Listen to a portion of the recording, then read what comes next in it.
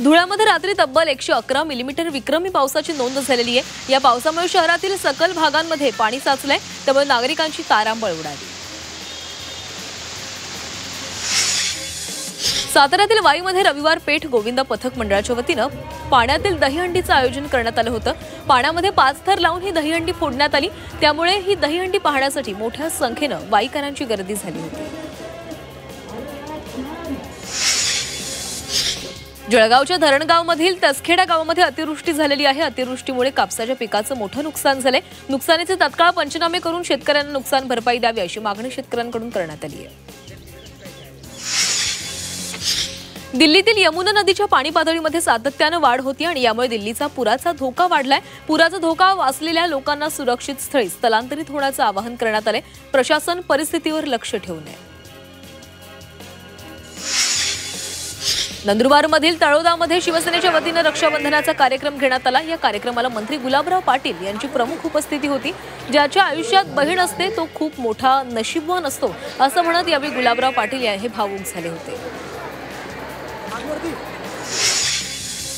नंदुरबारमध्ये होणाऱ्या स्थानिक स्वराज्य संस्थेच्या निवडणुकीसाठी ईव्हीएम मशीनची आवश्यकता भासणार आहे आणि यासाठी जिल्हा प्रशासनाच्या वतीनं राज्य निवडणूक आयोगाकडे ईव्हीएम मशीन उपलब्ध व्हावेत यासाठी पत्रव्यवहार करण्यात आला आहे।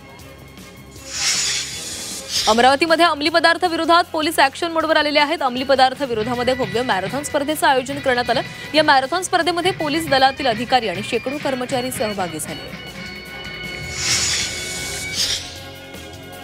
संजय राऊत यांनी दिलेल्या उत्तरावरून गिरीश महाजन यांनी पुन्हा पलटवार केलाय। प्रमोद महाजन आणि माझी बरोबरी होऊ शकत नाही, मी संजय राऊत यांच्यासारख्या तोंडाच्या वाफा सोडत नाही असं महाजन म्हणाले। राऊतांनी एखादी महापालिका ताब्यात घेऊन दाखवावी असं आव्हानही महाजनांनी दिलंय। अमरावतीच्या वरुड मोर्शी मतदारसंघामध्ये काँग्रेसला मोठा धक्का बसलाय। माजी आमदार नरेश चंद्र ठाकरेंचे पुत्र विक्रम ठाकरेंनी भाजपमध्ये प्रवेश केलाय। मंत्री चंद्रशेखर बावनकुळे यांच्या उपस्थितीमध्ये हा पक्षप्रवेश पार पडला। मुंबईत दहीहंडी उत्सवाला गालबोट लागलेला आहे। मुंबईत 2 गोविंदांचा मृत्यू झालाय। अंधेरीत 14 वर्षांच्या गोविंदाचा तर मानखुर्दमध्ये 32 वर्षीय गोविंदाचा मृत्यू झालाय, तर जवळपास 100 गोविंदा जखमी झाले। दहीहंडी आणि पावसाचा मुंबईच्या बेस्ट बस वाहतुकीवर मोठा परिणाम झाल्याचं पाहायला मिळालं। दहीहंडी आणि पावसामुळे 100 ठिकाणी वाहतूक पर्यायी मार्गाने वळवावी लागली आणि यामुळे प्रवास लांबल्याचं दिसून आलंय।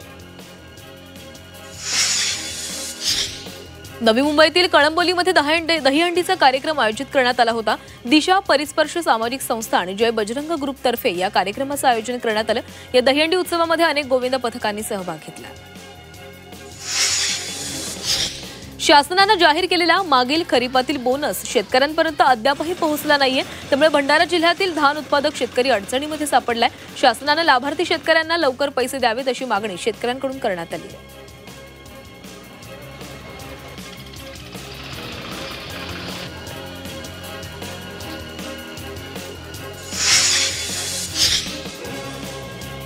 तर धाराशिवमध्ये कृषी मंत्री दत्तात्रय भरणे यांनी नुकसानग्रस्त भागाची पाहणी केलेली आहे। जिल्ह्यात अतिवृष्टीमुळे शेती पिकांचं अतोनात नुकसान झाले, त्याचबरोबर घरांची पडझड झालेली असून जनावरही दगावली गेली आहेत आणि याच पार्श्वभूमीवर कृषी मंत्र्यांनी नुकसानग्रस्त भागाची पाहणी केली आहे।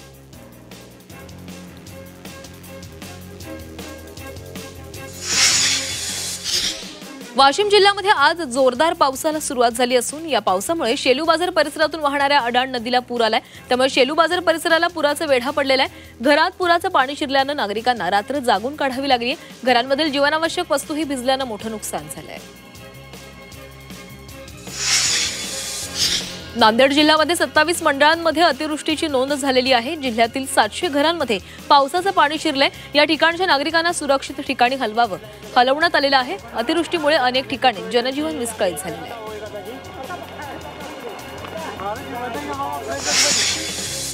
राज्यात 21 ऑगस्टपर्यंत पावसाचा जोर कायम राहणार आहे। हवामान विभागाकडून मुंबई, कोकण, मराठवाडा, विदर्भात मुसळधार पावसाचा इशारा देण्यात आलाय। त्याचबरोबर नागरिकांना सतर्क राहण्याचं आवाहनही करण्यात आलंय। अमेरिकेत चक्रीवादळामुळे मोठ्या प्रमाणामध्ये नुकसान झाले। शाळेचं छत आणि इतर साहित्य जोरदार वाऱ्याने उडून गेले। इतर भागातही चक्रीवादळामुळे मोठं नुकसान झालेलं आहे।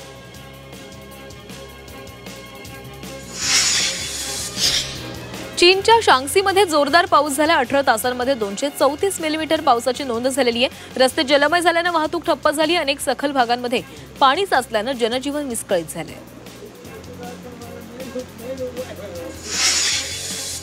गेल्या 2 दिवसांमध्ये 250 मच्छीमार बोटी मासेमारी न करताच बंदरामध्ये परतलेल्या आहेत. वादळी वारा आणि पावसामुळे मच्छीमारांवर ही वेळ आलेली आहे.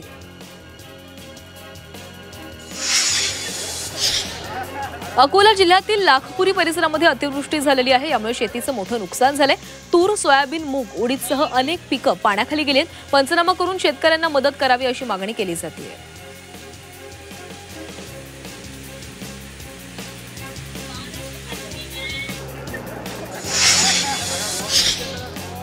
आणि आता यवतमाळमधून एक ब्रेकिंग बातमी. यवतमाळ जिल्ह्यामध्ये सलग 2 दिवसांपासून पावसाची संततधार सुरू आहे आणि या पावसामुळे जिल्ह्यामध्ये 3घांचा मृत्यू झालाय. मुसळधार पावसामुळे उमरखेड, पुसद, घाटंजी, झरी जामणी, बाभुळगाव, आर्णी, महागाव या तालुक्यांना पुराचा फटका बसलेला आहे. बाभुळगाव आणि महागाव तालुक्यामध्ये 2 शेतकरी पुराच्या पाण्यामध्ये वाहून गेलेत, तर घाटंजी तालुक्यातील कोची इथं वीज कोसळून एकाचा मृत्यू झालेला आहे. पैनगंगेला पूर आल्यानं आर्णी तालुक्यातील अंबुडा मुकिंदूर हा रस्ता देखील बंद पडलेला आहे. तसंच अनेक घरांची पडझड झाल्याचंही कळतंय.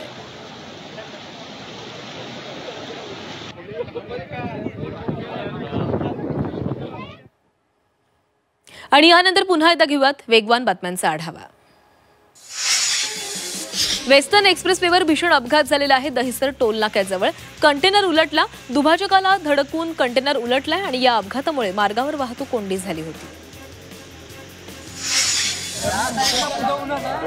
भंडाऱ्यातील तुमसर वपेरा मार्गावर 4चाकी वाहन उलटल्याची घटना घडली आहे. चालकाचं वाहनावरील नियंत्रण सुटल्यानं हा अपघात घडला आणि या अपघातामध्ये वाहनातील महिला गंभीर जखमी झाली असून महिलेवर रुग्णालयामध्ये उपचार सुरू आहेत. पोर्तुगालमध्ये लागलेली आग अद्यापही धुमसत आहे आणि आग पसरण्याची भीती असल्यानं रहिवासी भागांना धोका वाढलाय. आगीवर नियंत्रण मिळवण्याचे प्रयत्न सुरू आहेत. मुंबईतील मुसळधार पावसामुळे इंडिगोच्या एका विमानाला फटका बसलाय. कंपनीच्या एका विमानाचा पाठचा भाग धावपट्टीला घासल्याची घटना घडली आहे. मात्र विमानातील सर्व प्रवासी आणि कर्मचारी सुखरूप आहेत. उल्हासनगर कॅम्प नंबर 2च्या दुर्गानगर परिसरामध्ये 2 अज्ञात तरुणांनी 20 ते 25 गाड्यांची तोडफोड केलेली आहे. या नशेखोर तरुणांवर कठोर कारवाई करावी अशी मागणी नागरिकांनी केली आहे. तरुणांची दृश्य स्थानिकांनी मोबाईलमध्ये चित्रित केली असून दुर्गानगर पोलिसांमध्ये परिसरामध्ये दहशत निर्माण करण्यासाठी त्यांनी तोडफोड केल्याचा आरोप स्थानिकांनी केला आहे. आगामी निवडणुकीची दहीहंडी आम्हीच फोडणार असा विश्वास गिरीश महाजन यांनी व्यक्त केलाय. सर्व जिल्हा परिषद, महानगरपालिका, नगरपालिका आम्हीच महायुती म्हणून ताब्यात घेणार असंही महाजनांनी म्हटलंय. ते धुळे येथे बोलत होते.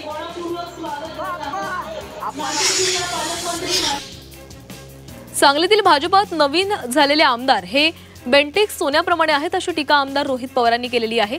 गोपीचंद पडळकर यांच्यावर अप्रत्यक्षपणे त्यांनी हा टोला लगावलाय. चंद्रकांतदादा पाटील भाजपातील खरे सोने आहेत, पण त्यांच्या पक्षातील बेंटेक्सच्या सोन्याकडून खालच्या पातळीवर मोठ्या नेत्यांवर टीका करण्यात येते. त्यामुळे चंद्रकांत पाटलांनी त्यांना सांभाळावं अशी खोचक टीकाही रोहित पवारांनी केली आहे. बिहारमध्ये मतदार याद्यांमधील अनियमिततेच्या विरुद्ध काँग्रेस नेते राहुल गांधींची महत्वाकांक्षी व्होटर अधिकार यात्रा आजपासून सुरू होतीये. 16 दिवस चालणाऱ्या या यात्रेमध्ये राहुल गांधी पूर्ण वेळ सहभागी होणार आहेत. ही यात्रा बिहारच्या 38 जिल्ह्यांपैकी 24 जिल्ह्यांमधून जाणार आहे आणि राज्यातील 243 विधानसभा मतदारसंघांपैकी जवळपास 60 मतदारसंघांमध्ये ही यात्रा पोहोचेल. बारामतीमध्ये जर कुणी कायदा सुव्यवस्था राखणार नसेल तर त्याला योग्य तो धडा शिकवा. बारामतीची बदनामी अजिबात खपवून घेणार नाही असा दम उपमुख्यमंत्री अजित पवारांनी दिलाय. यूपी बिहारमधून कुणीतरी येतो, 8 वर्षांच्या मुलीवर बलात्कार करतो, ती मुलगीही यूपीचीच असते आणि यातून शेवटी बारामतीची बदनामी होत असल्यानं त्यांचा कायम बंदोबस्त करा असे निर्देश अजित पवारांनी दिले आहेत. निधी वाटपात कुणावरही अन्याय होणार नसल्याचं पुन्हा एकदा अजित पवारांनी स्पष्ट केलंय. 288 मतदारसंघ आणि 36 जिल्ह्यांतील डीपीडीसीसाठी निधी कमी पडू देणार नसल्याची ग्वाही अजित पवारांकडून देण्यात आली आहे. कुणाच्याही निधीला कुठेही कात्री लागणार नसल्याचंही अजित पवारांनी स्पष्ट केलंय. तसंच आमदार निधीही कुणालाही कमी मिळणार नसल्याचंही अजित पवारांनी सांगितलंय.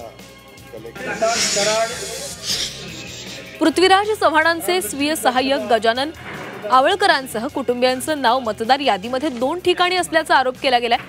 कराड शहर आणि वठार या दोन्ही ठिकाणी नाव नसल्याचा आरोप भाजपने केलाय. त्यांच्यावर गुन्हा दाखल करण्याचीही मागणी करण्यात आली आहे.